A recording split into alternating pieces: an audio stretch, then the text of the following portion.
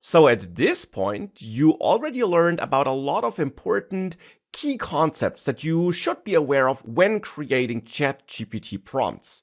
In the end, it's all about adding context, but as you learned, this context can take different shapes and contain different pieces of information. Now, in addition to all the concepts you learned up to this point, you also should be aware of another important aspect of prompt engineering. You should be aware of 0, 1, or few-shot prompting. And whilst this might sound fancy, it in the end simply means that you might want to provide some example output snippets as part of your prompt to help ChatGPT come up with its output, taking the tone, style, content structure, and other important pieces of information from your examples into account for the output created by ChatGPT.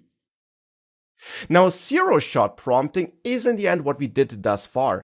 It simply means that you don't add any example to the prompt, and for many use cases and scenarios, this is absolutely fine, as you, for example, saw with the exercises I gave you in the previous lectures. But for certain use cases or scenarios, it could make sense to include one or a couple of examples in your prompt. Now, you definitely should not overdo it. You should not start putting huge amounts of examples into your prompt, because chances are high that this will actually, in the end, kind of confuse ChatGPT and add too much context, leading to worse results. But including a few short, concise examples to your prompt can lead to better results in certain scenarios. For example, the tweet I get from ChatGPT when just asking it to give me a tweet about the core idea behind ChatGPT is good, but doesn't really sound like I wrote it. It's not really written in the style I normally write my tweets in. That's why we could try one-shot prompting and give ChatGPT one example tweet which I did actually write.